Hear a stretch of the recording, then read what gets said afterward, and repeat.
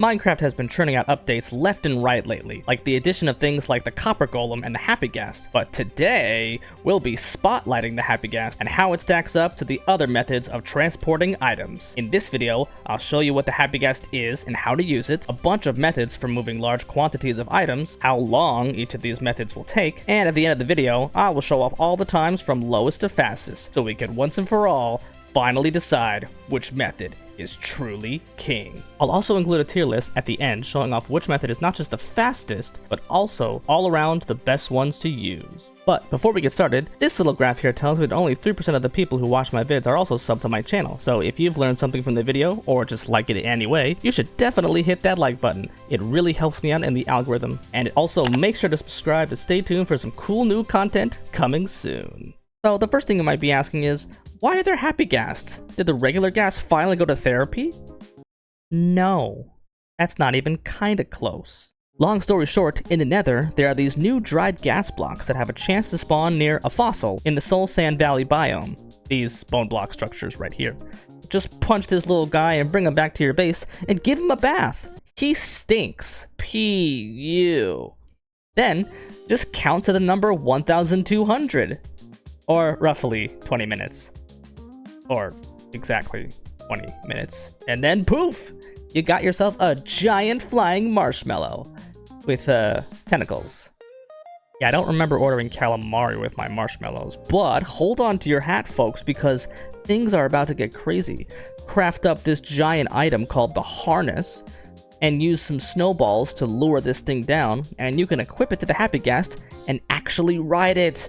Whoa, so crazy. Oh my god, it's so slow. Since they also made it possible to link mobs to other mobs with leads, it's now possible if you need to take a mob a long distance, you can just tie it to your Happy Ghast and bring it anywhere you want, horizontally and vertically. So, it got me thinking a little bit. We've all been there before. We start up Minecraft, we break our hands with punching a tree, and set up a cozy little, manly cave base, because we're rough and tumble. We don't need to conform to no trendy, cute little houses. We just open up a cave and live there like complete badasses. We're not lazy at all. No, of course not. We're just, very independent and stuff. Yeah, that's it. Yeah, we're just very independent. Yeah. But then, of course, in your playthrough, you decide that you've sort of outgrown your old house and want to make a new, larger house. To hoard your endless amount of items that will just sit in those chests for the rest of time and never be used. Don't feel bad if I'm describing you. I do it too. So, you have like 8 or so chests of items that you gotta lug a long way to your newly built house. What are you supposed to do? Well, there's a bunch of ways for you to get your items from your old home to your new home. And here they are. Here we have 9 different methods of transporting items. It's not all of the ways you could transport items, but I figured making a giant redstone contraption to fling, teleport, or dispense items would be a massive waste of time for the average player, as we're trying to make things as simple as possible. And sure, yeah, we have shulker boxes and an elytra here, both of these involving beating the game and traveling to an end city to retrieve, not the simplest tasks in the world to do. But I decided that since these items are some of the best items in the game, at the very least, I wanted to compare them to see where they match up. So what I'm gonna do is, for each transport method I have here, I'm gonna do some time-lapse footage of me transporting the items from these 8 chests here to the other 8 chests right over there. And that thing next to it will be where I'll write down all the recorded times of all of the different methods. I'm also going to be including setup time, like for instance placing all the hoppers or rails for minecarts, or breeding up the llamas and donkeys, just so it's as realistic of a process as it can be. Besides the elytra and shulker box methods, leave a comment below to guess which one will be the fastest. And don't you go cheating by clicking to the end of the video. I will know. I will know. So, let's get started. And of course, as I was concepting this video and recording it and stuff like that, I kind of realized that this chest thingy over here and that one, they're kind of like diagonal from each other. So I am probably gonna have to find some way to simplify this process a bit, make it so that they're like across from each other. That's like a lake over. What is that? What? Okay, well, I guess that solves the problem of needing a place that's across from the other chest. So yeah, this is the place where I'll take those original chests and I will place them here so that they're at least across from those other chests right there. So now we can actually get started after I move the chests. And done. Now both sets of chests are properly aligned and we can start building up all the stuff to start the tests. I kept the area as natural as I could. It doesn't really need to be that flat except for the bridge here, but I wanted to keep it as natural as I could. I wanted it to be as real as it would be if a regular person was just to load up a random world and start playing on it. So I kept it all pretty, regular and stuff like that. So that's why it's like that. But I'm not doing diagonals, so I made it straight. Alright, so I have decked myself out with at least, some full armor, like we were, actually playing a game, and, we got at least the hotbar filled, so that the only items can go in here, because why would you just delete all the items from your hotbar? You need your items in your hotbar, so I kept, at least realistically, I kept the items in the armor slot and in the hotbar. We'll only have this to go off of. And of course I've set up all of the the Happy Ghast over there, and the donkeys and the llamas will be bred, and then all this other stuff will most likely be set up over there. So I will show you guys what's in the chest. Basically this will just be your typical blocks. You got like a bunch of wood, different woods, you got a bunch of different copper, you got a bunch of different ores or smelted ores and keys and stuff like that, and a bunch of food, and you got your cobblestone, and you got your deep slate. So we're going to be moving these 8 chests all the way over there. But the moment I open this chest and start pulling stuff out, the timer will start, and we'll see how that goes.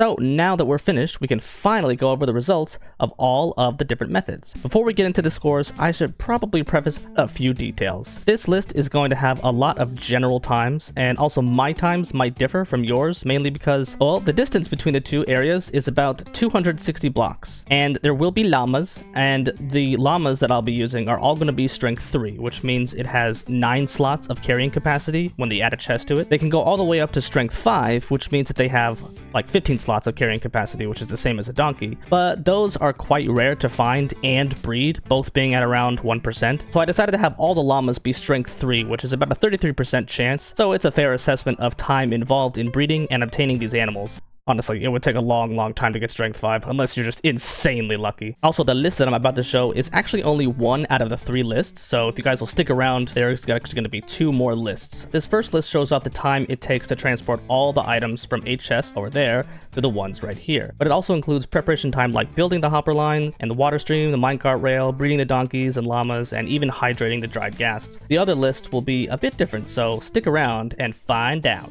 And reveal! Wow, that didn't work. And reveal.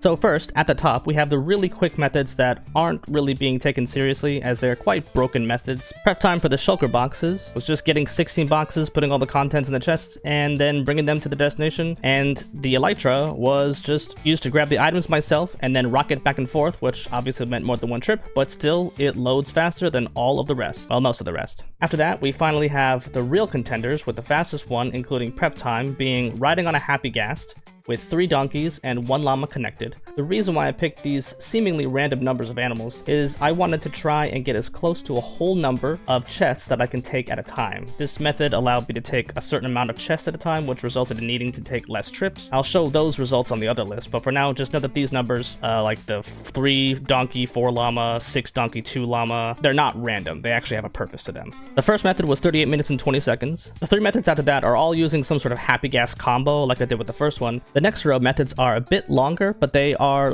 at least still around an hour, which is decent time in my opinion. I still don't really know how the 3 donkeys and 4 llamas was a bit faster than just 3 donkeys. The donkeys got annoying because the leads would easily break with them, but I think when there was a llama behind them, it actually pushed the donkeys far enough that their leads didn't break. As for the 10 llamas, they're actually probably one of the best animals to lead, as you just need one of them and the 9 others will automatically follow the one that's being led, and they can still try to follow you even after being quite far away, although it's not unlimited. Getting to the bottom of the chart, we finally have just moving the items ourselves, which to be honest is kind of why I like the Happy Ghast, because even if you're moving items by yourself, it's actually faster to fly on a Happy Ghast than walk. As for the hoppers, water stream, and chest minecarts, they were actually kind of a hassle. Not only did I have to set up chunk loaders along the path, but building these long pathways for items to flow took a lot of time, and they are incredibly slow. But they at least will transfer items without you having to do anything. Just connect a chest via a hopper or connect a chest to a dropper with a water stream and just let it run while you do other stuff. It will be about 3 times slower, so there's always that. And the reason why chest boats is like this is, well, I hate chest boats. They are probably, in my opinion, one of the worst recent features that Mojang has added. The only way I would even think of using them is if I had 2 bases that were both on the water. Maybe I'd use them, but also the Happy Ghast option seems to be better in that situation as well. So as far as chest boats, unless somehow someone makes some sort of way to like launch them and auto transfer the contents, I think we won't be caring much about this option. But don't go anywhere, because now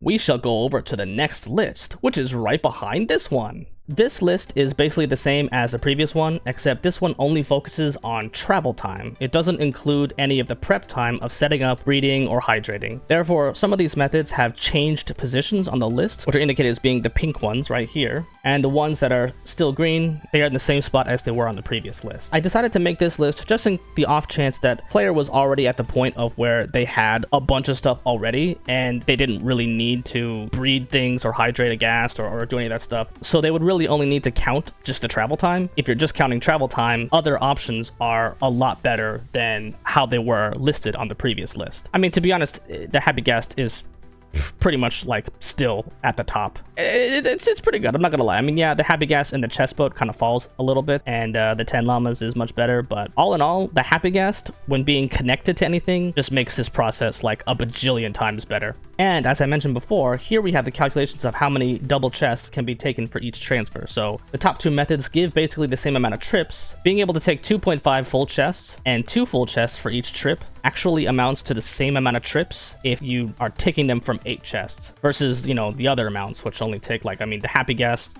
and also yourself can only really take half a chest. And yes, the chest boat is still infinity.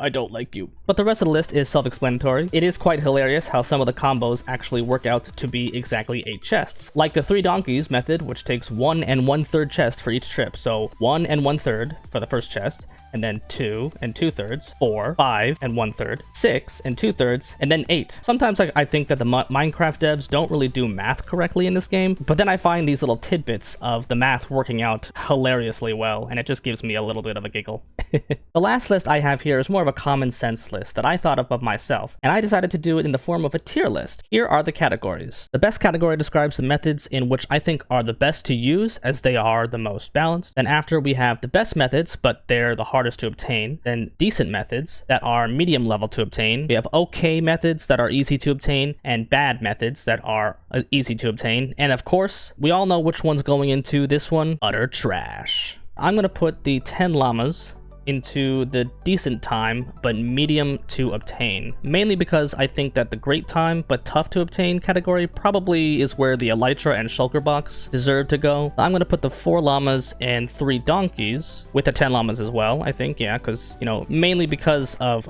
breed time, it would still take a while. I mean, you know, the 10 llamas would take a very long time, but the 4 llamas and 3 donkeys would also kind of take some time as well. Then the 3 donkeys, which is definitely easier than those 2 because you just need 2 donkeys and breeding it once, right? Mainly because it's a smaller number, I guess. We'll put it in this category. Yep, okay, yep.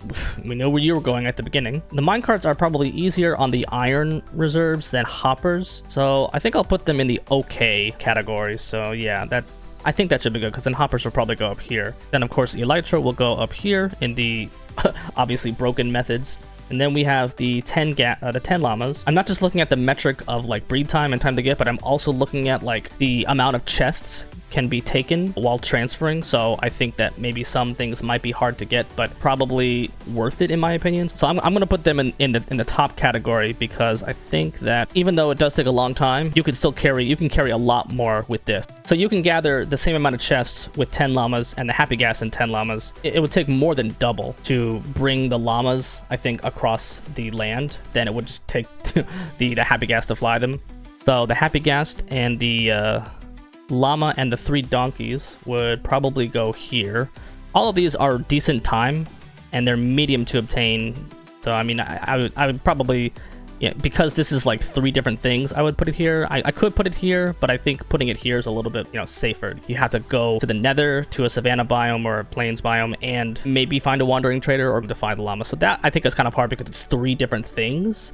And then I would put this one at the top, mainly because this is the same time as this one, but I can actually take, instead of taking 2 chests like these 2 options do, it'll take 2.5 chests. So I think that even though it is kind of hard to obtain, or hard-ish to obtain, probably harder than any of these, but easier than these, it's still worth it. It's still pretty balanced in my opinion. And then of course we have the chest boat, which is, I would say, quite easy. The Happy Ghast right here is, it's also easy, but I would say it's not really worth your time, because it's kind of like, you know, I would say that it's very similar to yourself, except it's just a little bit faster. So not really, I wouldn't say it's utter trash, but I wouldn't say it's kind of worth your time. Hoppers, of course, will go here. I think that they're decent time, but medium to obtain, mainly because you would have to have like like a really good iron farm, which I mean is possible. There are decent iron farm designs, but you need less iron to make, you know, minecarts and rails than you do hoppers. So I would say that that's a little bit more tough. I would put myself or yourself as the same category as just the Happy Ghast. It's not really, you know, I mean, again, like if we're talking about item transports, this is really not actually trying anything new other than just, you know, doing it yourself, so that's not really great. I would also put water, like water streams, as like easy to obtain, but most likely a bad time. Setting up water streams is very finicky in Minecraft, and it was extremely frustrating for me. I would think that, you know, for most people, it's probably easier to set up a hopper line or a minecart line, because those actually go in the direction that you point them. Whereas a water stream, you know, it can kind of be a little bit confusing depending on how you've done the water. And then of course, the last but not least is we got the shulker box in the great time but tough to obtain, because this is probably one of the tougher ones to obtain. Now, let me remind you that these numbers aren't exact, they are just estimates, and of course, not everyone will have the same times as me, because maybe for them the terrain is different, or it is a shorter or longer distance. But regardless, we could still make a good assumption about which ones are faster. So that's all my thoughts on methods of transporting items from your old base to your new base, and honestly, it was really fun using the Happy Ghast. This is a new feature that I think Mojang did a really great job crafting. A really great job. Don't ever change this. This is this is so broken. Look, watch, if I look this way, they all look this way. And if I go this way, they all look this way. Seriously, Mojang, don't ever change this. This is awesome. And of course, if you made it this far, you're a legend. And I'm assuming you enjoyed watching the video. So before you leave, I'd as well leave a comment on the vid and tell me what video you want to see me do next, or if you have anything you want to add to this current video, feel free to comment about that as well. But with all that being said, this is the end of the video. If you like what you watch, click that like button. And if you want to see more, definitely subscribe. See you guys in the next video.